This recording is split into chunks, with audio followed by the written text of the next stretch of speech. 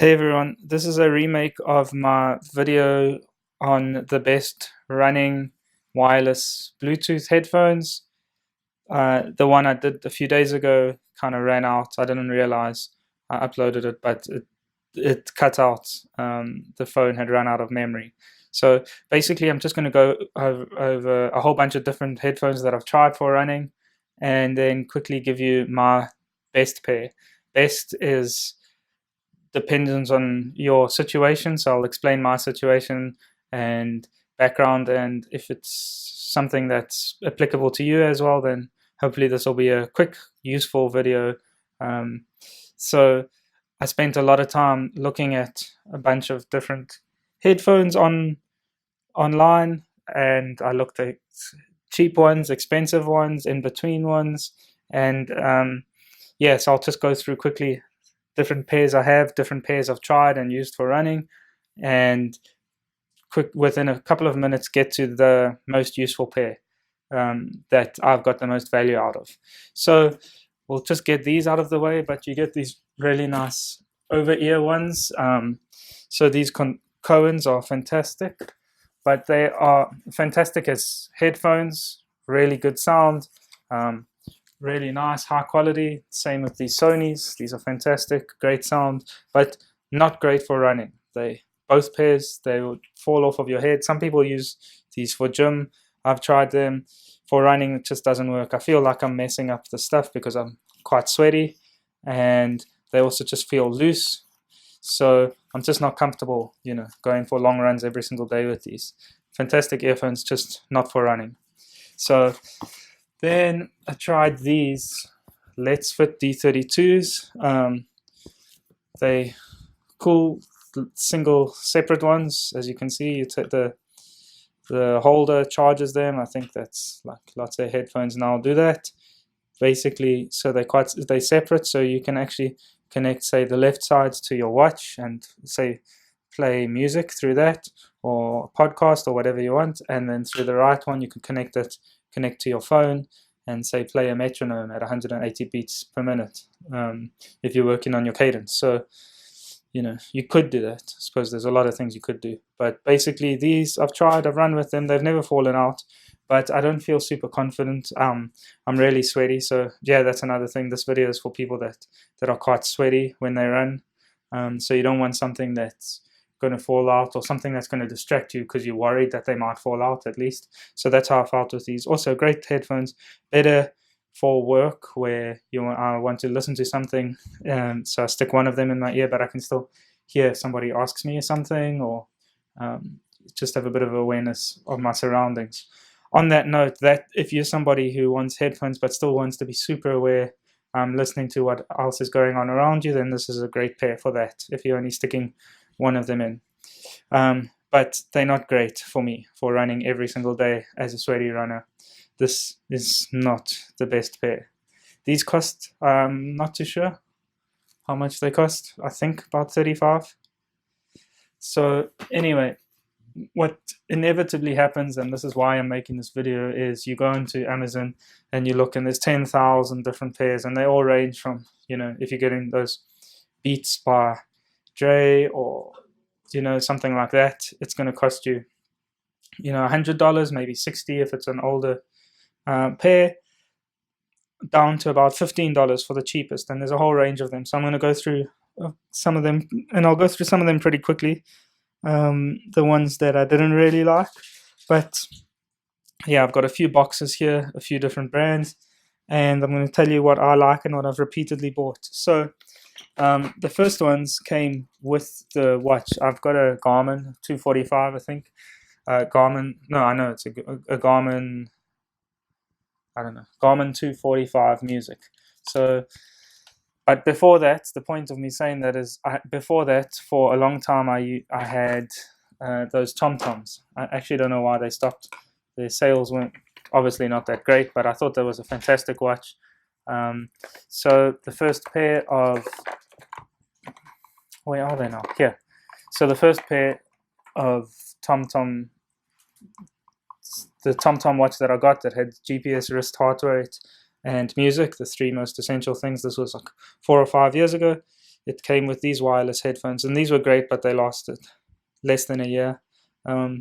Essentially, when you use it every single day and sometimes twice a day, so you'll use it for your run every day, but then say you go to the gym, then you're using it more than once a day, and just the use and my sweatiness. So this really is for people that sweat a lot. If you don't sweat a lot, I don't know how useful this video will be for you. The sweatiness really affects the wear and tear. So basically, I mean, if you want to look at battery life and compare the 9-hour to the 12-hour to the 3-hour battery life earphones, I'm sure there's plenty of other reviews on that. The point of this really, because I'll plug it in, it's easy for me to just plug them in after every single use, so I don't really mind. I'm sitting at the computer at some point in every single day, so those kind of things aren't really an issue. This is just more about the durability. I don't want to be buying pairs, I want to buy as few pairs as possible, spend as little money, but have a good running experience. So that's really the point of this video. So anyway, I used these. They didn't last a full year, and then I had to swap to a different pair. I then got another one of those TomTom watches a few years later. So this isn't in order of the earphones when I bought them. I'm just showing you the different types. They upgraded their earphones. These were also great, but again, this exact same thing happened where, sorry, try to get it in focus here. Don't know why it's not focusing. It's kind of annoying.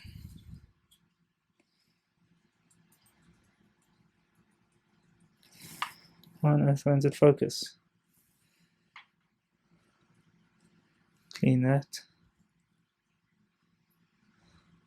I suppose when you film on your phone, this is what happens. Anyway, I'm sorry about that. These are TomToms, and this is the second pair of TomTom earphones. They're a bit better than the other ones, but essentially after just over a year, I think it's just too much. The moisture from sweating and using them every single day got into it, and so what happened, and I used them for still a couple of months with this annoying thing where they start working, but as soon as you can feel like a bit of sweat go into your ear, they kind of like fizzle out and you can't hear anything. So I had half a run of being able to listen to stuff. So that's just, and then I don't know, I guess they dried out because the next day I'd use them again and they worked. So that's those TomToms. Then there are these sensors, I think they're called. Yeah, sensors. These cost about $20 for these, and again similar Bluetooths.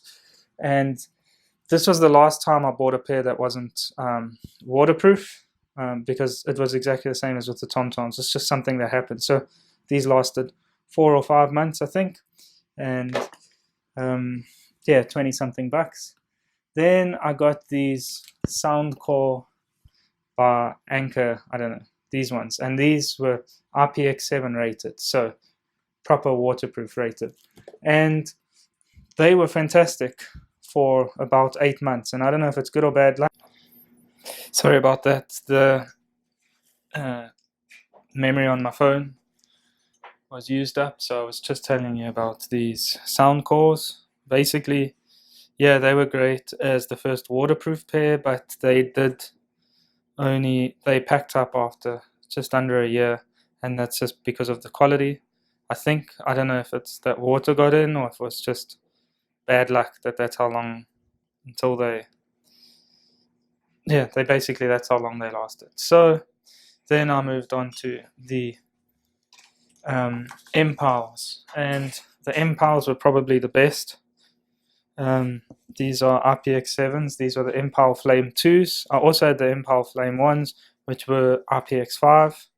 So that's these, and they've just packed up, I think, just over a year now. And so what I've just got, so those are cheaper. You can get those for $20 now, or even like $18. And so I've got the newest version now, which are these mpow D8s. So this is what I'm using now. It's the newest version of IPX7 waterproof headphones. So they seem good.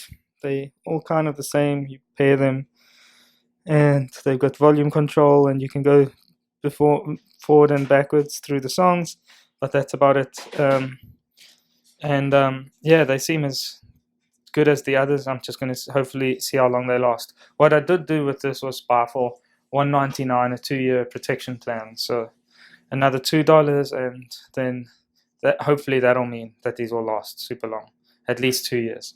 So what I would do if I were you is I would buy mpow RPX7, mpow D8s, which are rated RPX7. That's these. They're currently January 2020, $24, I think.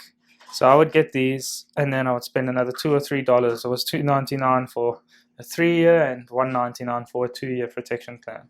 So a 2-year protection plan, so that's just extra insurance you get on it. And for $2, I think it's worth it. So if these break within the next 2 years, then I can get them replaced. So that's what I would do if I were you. Out of all the different brands, I don't get paid by anyone to say any of this. This is just the experience I've had. I don't mind this brand. They're not amazing, these mpows, but they're not bad. They do the job, sounds good, and they seem to take the load, at least for a year of very sweaty running. Every time I run, they get sopping wet because I'm so sweaty. And the last pair lasted just over a year, and these are newer, so these should hopefully last me 2 years, and that's with the insurance or whatever protection plan for another $2. That's $27. So that's what I've done, that's what I'm doing, and that's what I would recommend to anybody who runs regularly every day, or at least quite a few times a week, and gets really sweaty and wants to use their earphones every single time. Maybe one quick other thing is I have the watch on my left hand and the earphones on my right hand, and in the super cold weather, when I've got like thick layers over, when it's below freezing, then sometimes I have to just expose this, otherwise, and I've got a beanie on, otherwise the sound does sometimes break up a bit if the battery's not fully charged. So if I didn't charge it overnight, but I charge it nearly every single night.